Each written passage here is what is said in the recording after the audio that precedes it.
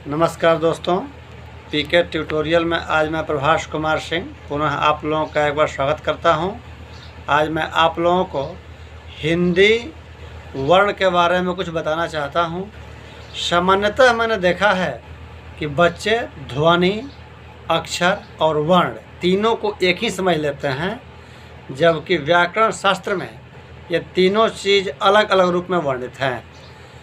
ध्वनि को कहा गया है कि ध्वनि भाषा का लघुतम श्रव्य खंड है, जबकि अक्षर भाषा का लघुतम उच्चार्य खंड है और वर्ण को लिपि का लघुतम खंड कहा जाता है। सबसे पहले मैं आप लोगों को वर्ण के भेदों के बारे में बताना चाहता हूँ। वर्ण के 3 भेद होते हैं: स्वर वर्ण, व्यंजन वर्ण, संयुक्त वर्ण। स्वर वर्ण वे वर्ण होते हैं जिनका उच्चारण स्वयं होता है। स्वर वर्ण के 3 भेद हो जाते हैं: ह्रस्व स्वर, दीर्घ स्वर और प्लुत स्वर। ह्रस्व स्वर के उच्चारण में 1 मात्रा का समय लगता है, दीर्घ स्वर के उच्चारण में 2 मात्रा का समय लगता है और प्लुत स्वर के उच्चारण में 3 मात्रा का समय लगता है। और अब आते हैं व्यंजन वर्ण पर।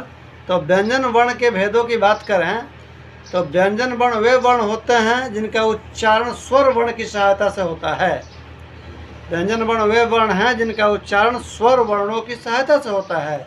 व्यंजन वर्ण के भी 3 भेद होते हैं: स्पर्श व्यंजन, अंतस्थ व्यंजन और उष्ण व्यंजन। तीसरा वर्ण होता है संयुक्त वर्ण। संयुक्त वर्ण वे वर्ण होते हैं जो व्यंजन वर्णों के मेल से बनाए जाते हैं, जिसमें कवर्गी, छ, त्र और ज्ञ आते हैं। आइए अब मैं आप लोगों को बताता हूँ वर्णों का उच्चारण स्थान। कंठ। कंठ से उच्चरित वर्ण होते हैं अ, आ, कवर्ग यानी क, ख, ग, घ, अंग और विसर्ग। तालु। तालु से उचित वर्ण हैं ई, चवर्ग यानी च, छ, ज, झ, य और तालव्य स। मूर्धा। री, टवर्ग यानी ट, ठ, ड, ढ, अण, र और मूर्धन्य स। दंत से उच्चरित वर्ण हैं ल, री, तवर्ग यानी त, थ, द, ध, न और दंत स। ओष्ठ। ओष्ठ से उच्चरित वर्ण हैं उ, पवर्ग यानी प, फ, ब, भ, म। नासिका। नासिका से उच्चरित वर्ण में पंचमाक्षर आते हैं, यानी अंग, इय, अण, न और म। कंठ और तालु दोनों के योग से उच्चरित वर्ण हैं ए और ऐ। कंठ और ओष्ठ दोनों के मेल से उच्चरित वर्ण हैं ओ और औ।